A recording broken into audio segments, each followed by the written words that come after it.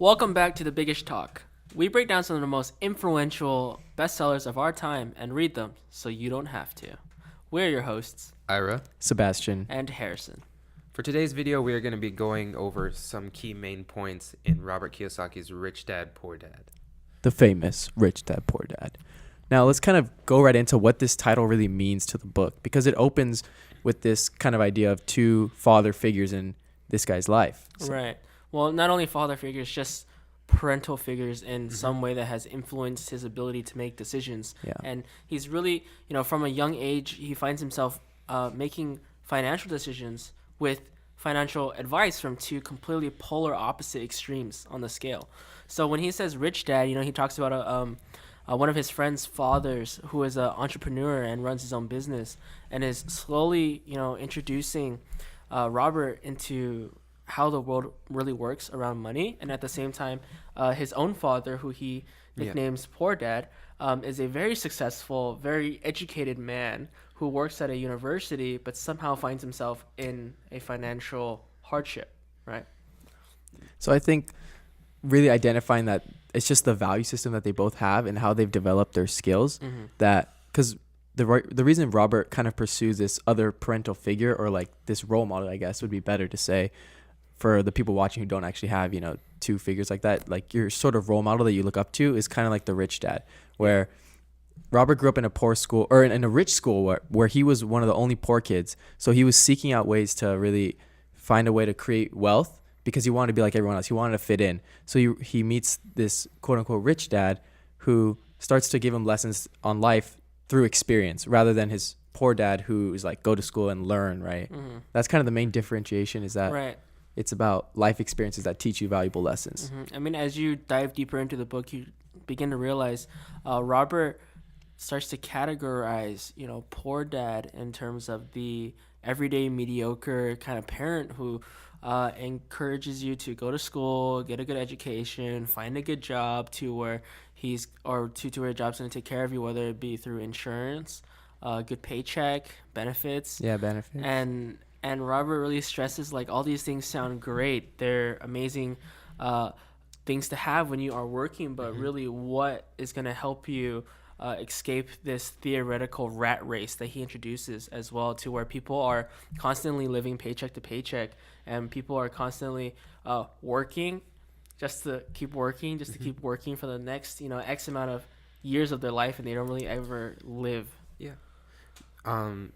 I think a key point that he hits well towards the beginning of the book, along with the schooling and how it leads people into this daily rat race, is that he talks about how a lot of the schooling nowadays prepares people towards these jobs, but none of them really give the proper financial intelligence that students need to really thrive in life, which I really agree on looking back at. Yeah, he really a lot talks of the about school. financial IQ being like more valuable, right, than Yeah. regular intelligence. A lot of people have zero financial IQ because they don't teach it in Yeah, that's something. school. I mean, like me going and taking an accounting class, I learned a lot of fancy terms and understanding the differences between assets and liabilities, but really when it comes to financial intelligence, you have to think so much more than just what's on paper, and you have to think the functionality of key things such as whether or not you're working for yourself or you own a business. So for financial IQ, he breaks it down to 4 sections. The first one is accounting, investing, understanding the market, and the law. And I think we should break these down so it's a little more clear, right? So accounting, Harrison, your class. But Tell us okay, about it. so accounting, I think he really his point in accounting is just understand the books. Like, you don't have to be some sort of certified personal accountant to do anything. You just have to understand the books to where you know where your money is and no one is stealing from you. One of the largest issues that corporations have is embezzlement, and that's when their financial advisors or their accountants, they start to withdraw a little bit more money because the accountants, they know how to hide money. Yeah. So what he is really honing in on is not that you have to do all your own accounting, but you have to find someone that you can trust to do it for you. And at the same time, you should be able to understand everything that's going on in your business, especially with things that are involved with money. Sure. And the next one's investing, right? This one's very difficult to manage because there's so many different things you can Yeah. invest in, right? You can invest in companies, you can invest in just people, they have a great idea, you give them your money, you invest in stocks, you invest in, all these different, in real estate, all these different areas to invest. So where do you start? It's a really confusing thing.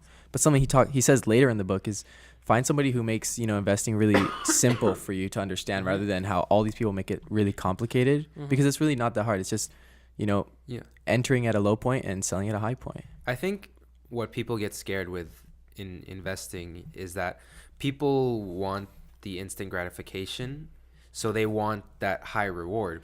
Yeah, But yeah. there's high risk, high reward. Yeah. But they're scared of that, so they don't want to go for what's safer. Yeah, 'cause like, they don't get enough reward. When they out of hear it. about like these penny stocks that blow up, that's like becomes a buzzword, like, oh, invest in penny stocks. But it's like these 1 in a million chances, just like Facebook and Instagram. There's a million social media companies that failed for them to succeed, Right. and people don't see that. So they get this idea of investing as some thing that's so magical that's going to make you a millionaire, and then they try it, they fail, and then their opinions are really polar, I guess, right? Yeah. You've tried it, you hate it, or you see so much value in it, but you haven't done it yet for some reason. Yeah, definitely. I think something that we should come back to is when you mentioned, buying low and selling high. Yeah. I think an interesting lesson that he teaches in the book is that money is made when you buy something, not when you sell something. And I think that's a foreign concept for a lot of people, because saying to buy it low and selling it high, okay, well, that's obvious, Yeah. right? So what exactly does he mean by, making money when you buy something?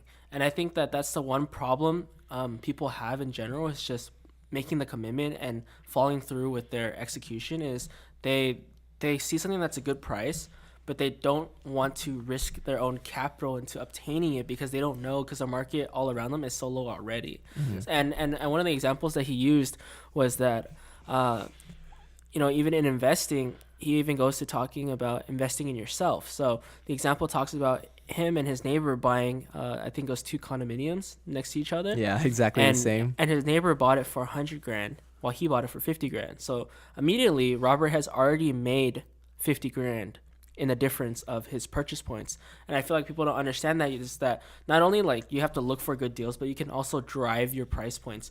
I feel like the art of bargaining is so far gone, because people in our society are just so, I don't want to say like pancakey, like they just roll over essentially when it comes to prices. Like I'll look at a price like $50 and I'll think like, okay, it's not worth it, versus someone who's just saying, okay, if it's $50, it's $50, Yeah. which really isn't the reality. I think it all comes from like how we have like Amazon and everything now. Yeah, that's what I was gonna say. People have these big companies in which they don't buy for the product, they buy into the company, right? So usually if there's a product on Amazon that's listed for a certain price, You assume. people That's won't best. question it, Yeah. Or like at Costco, how everything's made by Kirkland, So when it's something's priced there, they usually don't give it a second look. Right. But I also think like because we've become so mechanical with technology, you can't negotiate a price online, right? You see it, you just like, you can buy it. I mean, you can email them, but there's think not much. That's you the know, thing with online buying, is that like You've when people- removed half of that transaction, Right. kind of. when another thing is that when people go to buy online items, like when they're searching for a specific item, they're not going to lower the price on that item because the seller knows you are coming for that item. Like if you look at Amazon during what is this, Cyber Monday, during Cyber Monday, they have a bunch of sales listed, but usually when you search for a specific product, the product that you search for Doesn't have a sale. doesn't have a sale. Interesting. Yeah, because what they know that's the product that you're coming for. That's the product that you really That want. you've been searching for. They're watching. They're listening. Yeah. Yeah, I think that's really important, but I just feel like the people just lack that fight. I mean, if you go to another country, whether it be third world, second world country, any country other than probably America, North America, and Western Europe, you find that people barter a lot and they bargain a lot, whether it's a consumer product or like a car. I mean, here there are things that we do argue about, such as, purchasing a car, like how much am I going to get this car for? Yeah. How much am I going to get this house for? And people just don't exercise their ability to drive the market because people don't believe in the market, in a sense that they don't understand that their power as a consumer is being part of the market, and whether or not the consumer approves your product on the market, whatever it is you're selling, your good or your service, people have that power to dictate whether or not they want to give you their money, and people just kind of blindly accept because somehow, some way, it makes sense to them. Like Gary Vee says, the market is the market is the market is the market. Yeah, they fail to look underneath, and they don't realize the amount of Power opportunity. Yeah, the amount of opportunity that they have and the amount of power that they hold. Exactly. I feel like another factor that comes in when we're talking about bartering over specific items goes back to another point in the book on how he talks about how many people nowadays, how they're mostly like the middle class or like the lower class. They don't really have that room or time to bargain, because if they are saving for like a specific item, like a car, you said, they probably don't have the money to go and buy a car when it's getting time. They wait till the current car or whatever totally busts out on them. They have no other option to buy. But this also goes into the car. next point where he talks about the law and how important it is to understand the law, because this idea of putting up a fight is very difficult for people who don't understand their rights. Yeah. And that's what he really goes into depth about, why you should understand the law. And the last one is understanding markets too, right? If you don't have that, if you don't put in that due diligence to understand what you're getting yourself into, you're not going to fight for it, right? Yeah. Definitely. I mean, honestly, when you see someone, or personally for me, when I've told someone that they have the opportunity or they have the ability to sell something for $100 versus me telling them that they have to sell it for $50, you see their demeanor changes immediately. Yeah. But that's only on the selling end. Like, you don't realize on the buying end how much power you actually have, because you don't know how desperate the other individual is. I mean, there's something in my business that I've learned is that you always look for the most desperate person in the room, because the most desperate person in the room is one going to work the hardest, most likely. They're going to have the best price, and they're going to be the most personable because they want your business. So at the same time, how we can reflect that in his book is, for example, when he purchases the condos. I mean, he didn't obtain the condo just by submitting a bid for $50K, right? There has to be some more of a fight or coercion for him to obtain that price point versus his neighbor who bought it for $100K, clearly, because he doesn't put in the work. And then you realize that when someone is selling something as important as a car or a house, that you begin to realize that they have their own personal situations and their own personal problems that they have to deal with. Like, that's why retail stores, they have sales for products that are not selling. I mean, you really have to go back and understand, like the market. When you're in a retail store and your product doesn't sell the first 3 weeks, they begin to pull the product. Yeah. Not because they don't want to sell your product or because your product's not doing well, it's because your product takes up way too much real estate within the store. Why would they be giving your product the same amount of real estate and it's not selling versus giving giving another product the same real estate that you're occupying in their store, and they're making more of a profit? So you really have to think what goes into everybody's decision making, because it's not just as easy as yes and no. Because when you are working with such high ticket items, such as a new car or a brand new house, right? That's a lot of money that people can obviously translate into many other things, whether it to be paying for another house or putting down the down payment for another house, which is very common, right? You start to realize that people are willing to take lesser deals because it's more convenient for them in the moment versus them only caring about the price point. And like Robert said, how he did it was he did a $500 course that gave him the skills to build that margin of that low entry point, right? Where the other guy was like, oh, 500 course is too much for me. Exactly. But that $50K margin that he lost was... Yeah. I mean, I think it's always really good to invest a little bit in yourself. There are programs that I think personally are scams, but I also think that there are programs that you can gain a lot of information off of. If anything, he talks about investing, right? And like one of the best qualities that you can invest in, or not qualities, but one of the best things that you can invest in is yourself, is your personal and your mental health.